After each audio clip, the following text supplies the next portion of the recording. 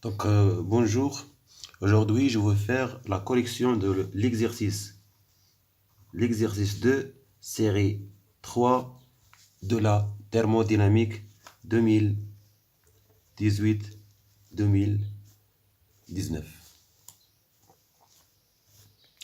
Dans cet exercice, nous avons un cylindre, un piston qui sépare le cylindre en deux compartiments, compartiment 1 et compartiment 2.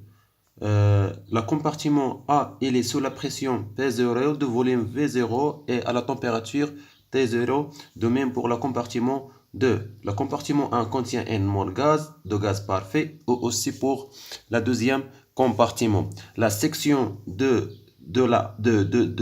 cylindre CS égale 200 cm². D'accord? Donc, le piston ici pour glisser à l'intérieur du cylindre, il va se déplacer, peut se déplacer. Donc, à un instant donné, on augmente la température de compartiment A jusqu'à TF égale à 350 Kelvin. Donc, à cet instant-là, le piston va se déplacer par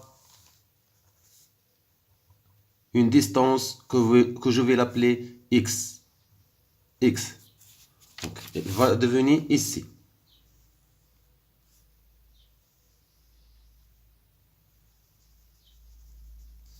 Il va se déplacer avec une distance X.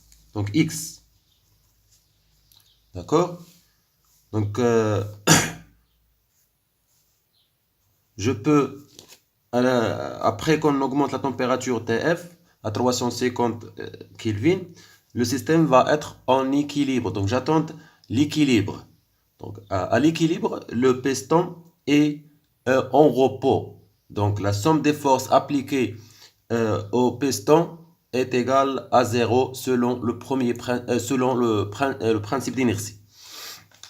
Donc, la somme de forces est égale au vecteur nul. Donc, CG, le piston comme système étudié. Donc, il est sommé à P, donc son poids. Il est sommé à R, c'est le cylindre, R. Et puis, il est soumis à la force appliquée par le gaz contenu dans le premier compartiment, que je vais l'appeler F1. Et F2, c'est le gaz qui est appliqué par le gaz existe dans le compartiment 2. Donc F2 est égal à 0. Donc, je vais dessiner une simple schéma.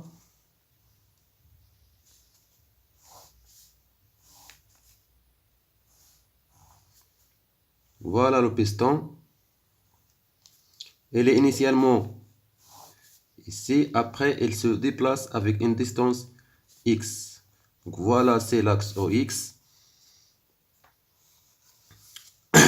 Donc, si je représente les forces, donc F2, c'est donc F1,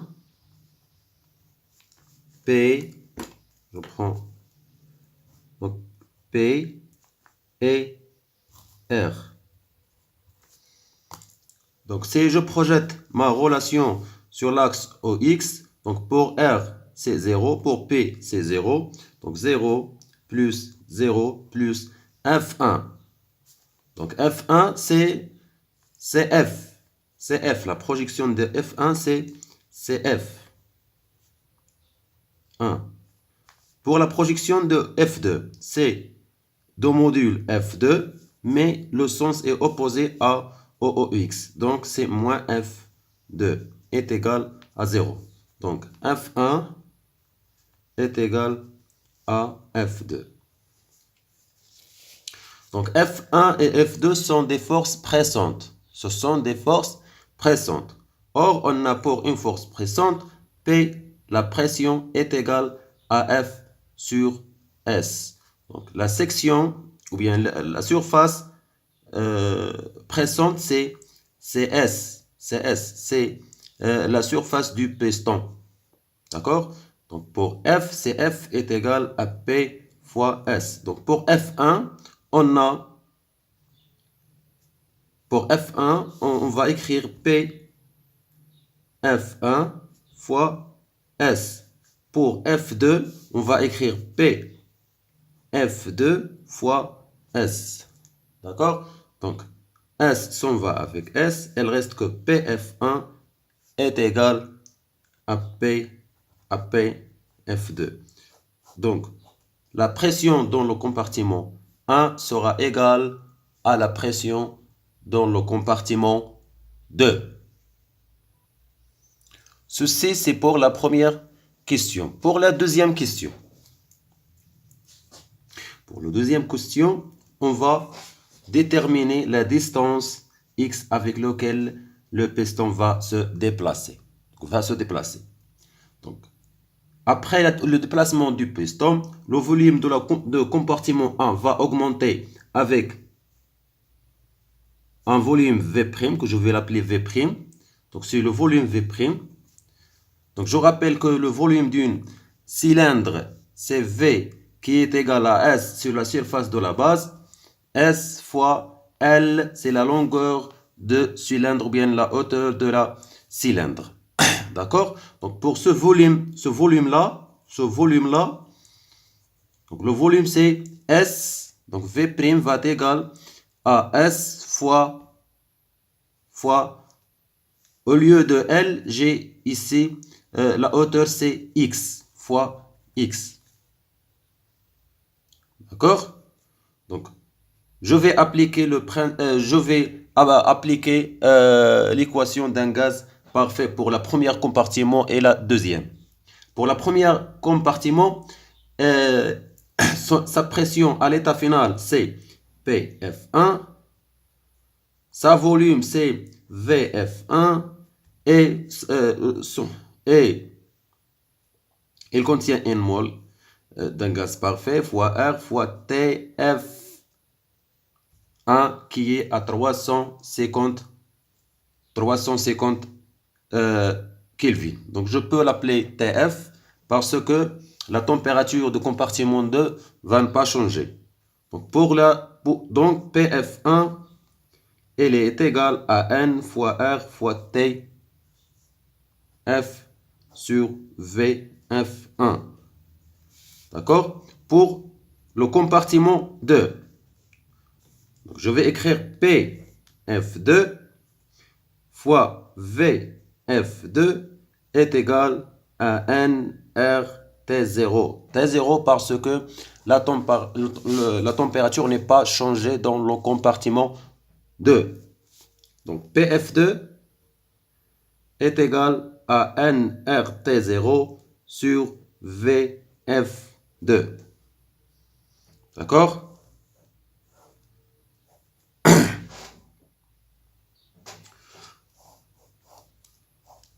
Or, d'après la première question, j'ai que PF1 est égal à PF2. Donc, PF1 est égal à PF2. Et donc, que NRTF sur VF1 est égal à nRT0 sur VF2. Donc, les deux compartiments contiennent le même mol de gaz, de gaz. Donc, pour R s'en va, c'est une constante. Il reste que TF sur VF1 est égal à T0 sur VF2. Donc, je vais faire l'inverse. Donc, VF1 sur TF est égal à VF2 sur T0. D'accord? Donc, pour VF1, c'est le volume final dans le compartiment 2. Donc, c'est V0. Donc, VF1 est égal à V0, c'est le volume initial, plus le volume ajouté. C'est V0 plus V'. Pour VF1. Pour VF2, elle est égale au volume initial. Donc c'est V0 moins ce volume-là qui est V', moins V'. D'accord? Je vais remplacer dans mon équation. Donc VF1 c'est V0 plus V' sur TF1 sur TF est égal à V0 moins V' sur T0. Donc V0 sur TF plus V' sur TF est égal à V0 sur T0 moins V' sur T0.